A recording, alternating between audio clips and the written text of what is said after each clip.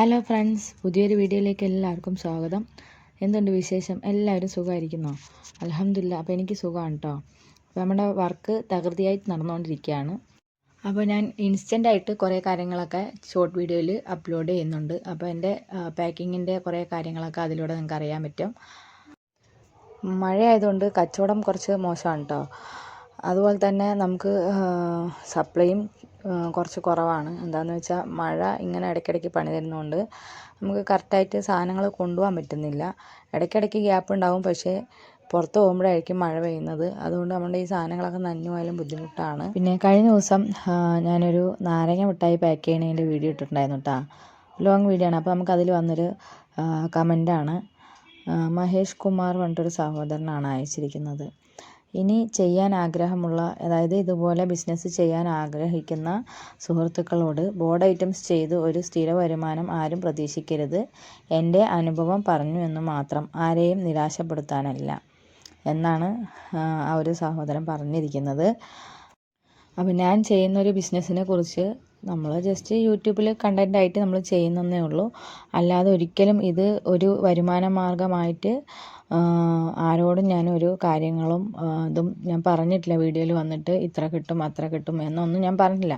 അപ്പോൾ എന്നെപ്പോലെ വീട്ടിലിരിക്കുന്ന വീട്ടമ്മമാർക്കൊക്കെ വെറുതെ ഇരിക്കുന്ന, അതായത് ചെയ്യാൻ താല്പര്യമുള്ള, എന്തെങ്കിലും ഒരു ചെറിയൊരു വരുമാനം വേണം എന്നുള്ള ആഗ്രഹമുള്ളവർക്ക് മാത്രം ചെറിയ രീതിയിൽ ചെയ്തു കഴിഞ്ഞാൽ നമുക്ക് എന്തെങ്കിലും പോക്കറ്റ് മണി ആയിട്ട് ചെറിയൊരു വരുമാനം നമുക്ക് ലഭിക്കും. അപ്പോൾ ഒരു പ്രചോദനം ആയിക്കോട്ടെ എന്നുകൊണ്ട് ഞാൻ വീണ്ടും വീഡിയോസൊക്കെ ഇടുന്നു.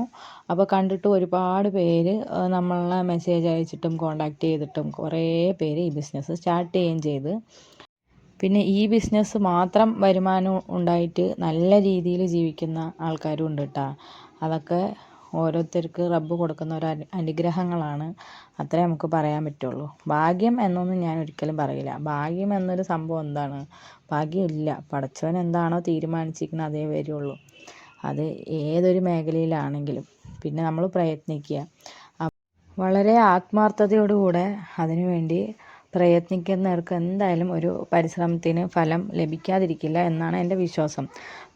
അപ്പോൾ ഇങ്ങനൊരു കമൻറ്റ് കണ്ടിട്ട് നമ്മളുടെ ഒരു സബ്സ്ക്രൈബറാണ്, എനിക്ക് ആളുടെ പേര് എനിക്ക് അറിഞ്ഞുകൂടാ, പക്ഷേ എനിക്ക് എപ്പോഴും എൻ്റെ വീഡിയോസിനൊക്കെ കമൻ്റ് ഇടുന്ന ഒരു സബ്സ്ക്രൈബറാണ്.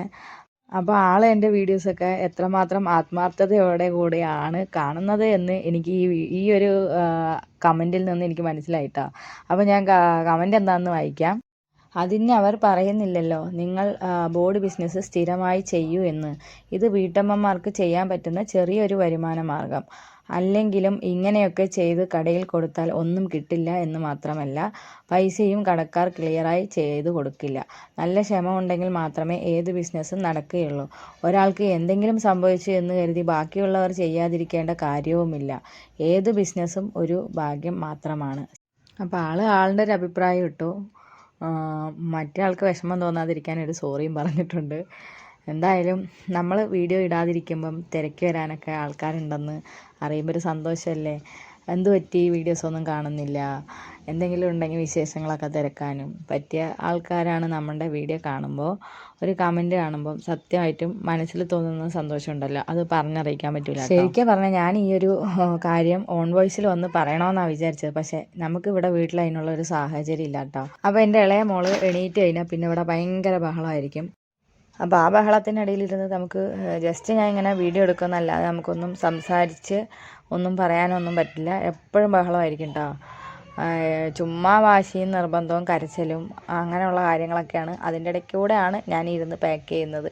ചിലതൊക്കെ ഞാൻ കണ്ടില്ല എന്നങ്ങ് വെക്കും. കഴിഞ്ഞ ദിവസമാണെങ്കിൽ ലൈവിൽ വന്നപ്പം ഫോണിൽ കുറേ വീഡിയോസും പാട്ടും ഒക്കെ മോള് കേട്ടോണ്ടിരുന്ന്. ഞാൻ ശ്രദ്ധിച്ചില്ല കേട്ടോ. അപ്പോൾ എൻ്റെ ലൈവിന് കോപ്പിറൈറ്റ് വന്നിട്ടുണ്ട്. ഈ പാട്ട് കേട്ടതിൻ്റെ ഒരു കാരണം കൊണ്ടായിരിക്കും. ഞാൻ പറഞ്ഞു വന്നത് വേറൊന്നുമല്ല, മക്കളെ കാരണം കൊണ്ട് നമുക്കത് ചെയ്യാൻ പറ്റില്ല ഇത് ചെയ്യാൻ പറ്റില്ല എന്ന് പറഞ്ഞിട്ട് ഇരിക്കുന്നവർക്ക് വേണ്ടി. അവർ വളരും, അവരുടെ പാഠം നോക്കി കുറച്ച് വളരുമ്പം പോവും. നമ്മൾ അന്നേരം ഒന്നുമില്ല എന്ന് ചിന്തിക്കുന്നൊരവസ്ഥ വരാൻ പാടില്ല. അപ്പോൾ അതിൽ നിന്നെല്ലാം മാറി ചിന്തിച്ചുകൊണ്ട് നമ്മൾ നമ്മുടെ പ്രയത്നം മുന്നോട്ട് കൊണ്ടുപോവുക. എന്തായാലും നിങ്ങളുടെ അഭിപ്രായങ്ങളൊക്കെ കമൻ്റായിട്ട് അറിയിക്കൂ. നിങ്ങളുടെ ഓരോ അഭിപ്രായം കാണുമ്പം എനിക്ക് വല്ലാത്തൊരു സന്തോഷമാണ്. എന്താണെങ്കിലും നെഗറ്റീവ് ആണെങ്കിലും പോസിറ്റീവ് ആണെങ്കിലും നിങ്ങൾ എഴുതാൻ മറക്കല്ലേ. എൻ്റെ വീഡിയോസൊക്കെ ഇഷ്ടപ്പെടുവാണെങ്കിൽ അതുപോലെ ലൈക്ക് ചെയ്യുക, ഷെയർ ചെയ്യുക, ചാനലൊന്ന് സബ്സ്ക്രൈബ് ചെയ്ത് സപ്പോർട്ട് ചെയ്യണേ.